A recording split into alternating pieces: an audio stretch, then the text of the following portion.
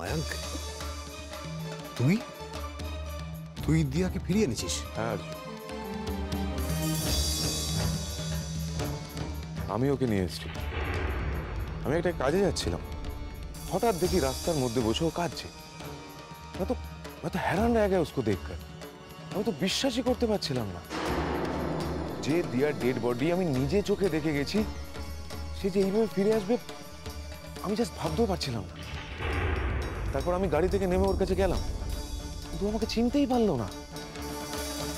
আমি নাম জিজ্ঞেস করতে বললো আমার নাম দিয়া, আর কিছু বলতে পারছিল না। হ্যাঁ, তবে একটা কথা বললো যে ওর হাজবেন্ডের নাম হচ্ছে আর্য। অস্বাভাবিক আচরণ করছিল, কাঁদছিল আর বলছিল আমি বাড়ি যেতে চাই, আমি বাড়ি যেতে চাই। তাই ওকে আমি গাড়িতে তুলে নিলাম। গাড়িতে আসবার সময় বললো যে ও কোথায় চলে গিয়েছিল, ও আবার ফিরে এসছে। আচ্ছা আচ্ছা, ব্যাপারটা কি বলতো আমাকে? মায়াঙ্ক, একদম অভিনয় করার চেষ্টা করো না। পৃথিবী শুদ্ধ লোক জানে মরা মানুষ বেঁচে ফিরে এলো বাড়িতে, তুমি জানো না? না, আমার বোন শালু বিদেশে ট্রিটমেন্ট চলছে, সেটা তুমি জানো। আর সেটা নিয়ে আমি এতটাই ব্যস্ত ছিলাম যে এই বাড়ির সম্বন্ধে কোনো খোঁজখবরই রাখা হয়নি। Thank you so much Mayank, thank you so much. তুই তুই জানিস না তুই আমার কত বড় উপকার করেছিস, মানে আমাদের কত বড় উপকার করেছিস। আমি তো ভেবেই পাচ্ছিলাম যে দিয়াকে কি করে খুঁজে পাবো। ভাগ্যিস ভাগ্যিস তুই দিয়াকে দেখতে পেয়েছিলি। দিয়া সুমিতা কি গাড়িতে যেতে যেতে তোমার কোনো ক্ষতি করার চেষ্টা করেছিল?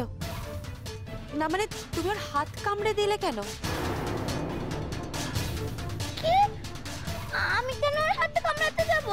ও তো মিথ্যা কথা বলছে।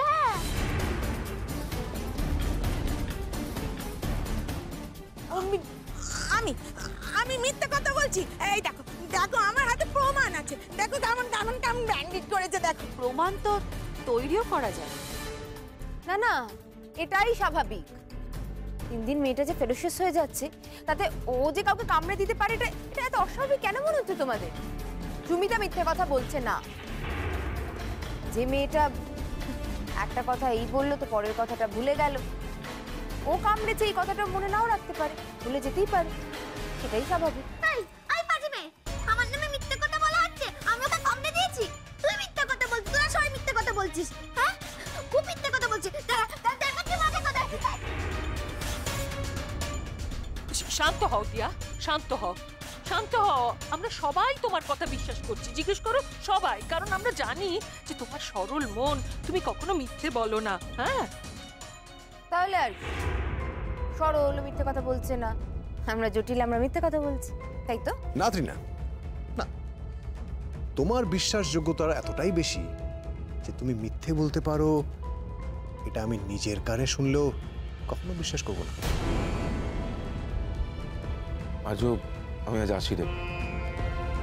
দিয়ার এরকম অবস্থা দেখে আমার সত্যি খুব খারাপ লাগছে।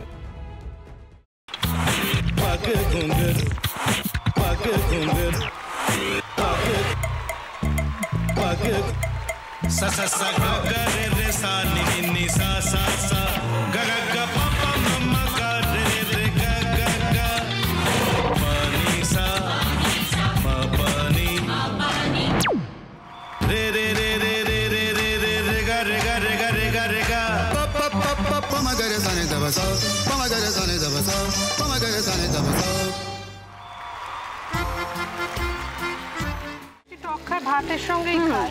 তোমার ইলিশ মাছ অ্যাকচুয়ালি ভাতের সাথেই ভালো লাগে। এইবার একটু আরেকটু জল জল লাগবে। হ্যাঁ,